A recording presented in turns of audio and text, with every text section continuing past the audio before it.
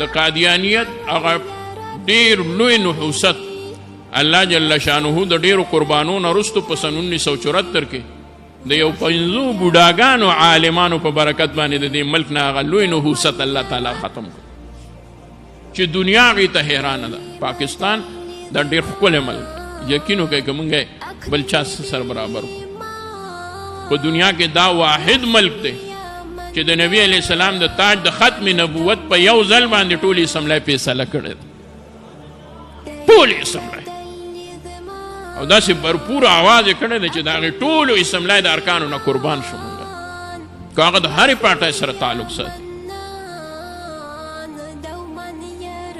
چې د چا سرکردګۍ کې شوې ده. کوم علماو خدمت کړی دی هغه خو خود ښکاره دي،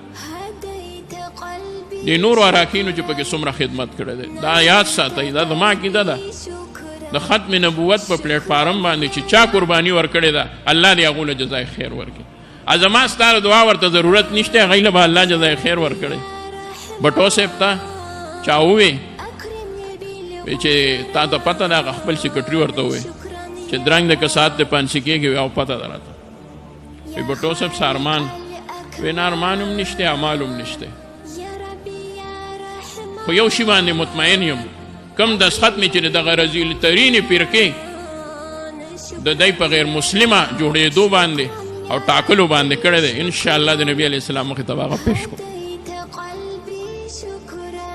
ما د خپل ورور نه واورېدل، مفتي صاحب څه خبره راله، ما هغه یوازې ناست، دا خبره ما کتاب کې هم نه وه کتلې، زما مطالعه هم دغه کتابونو کې کمه وه، خو نه چا راورېدلې مې هم نه ده. بټو صاحب ته اخر وخت کې دغې رذیلې ترینې فرقې هغه مشر یا د دی یو مشر و، هغه یې ورله راوستو، هغه وخت سره یې جنسو او ورته یې مخامخ ودرو او هغې رذیل ورته بټو صاحب ته ووی چې دستخط دې کړی دی، همدغه دستخط به دې پانسۍ ته رسوي. بټو صاحب تپوس وکړه چې دا څوک دی؟ وی دا د قادیانانو مشر دی. دا سټیټ هغوی جوړو د دې دپاره چې دې کې به موږ احمدي سټیټ جوړو، خو قربان د علماو په برکت باندې الله تعالی دا یو خالص اسلامي سټیټ برابر کړ، اسلامي جمهوریه پاکستان.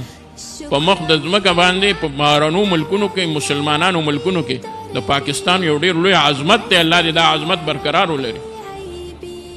سیاست جدا شی دی، اختلافات جدا شی دی، خو د دغې خبرې دپاره الحمدلله ټول ملک یو آواز دی چې بغیر د اسلام نه مونږ ګورې په دې کې یو قسمه کفري طاقت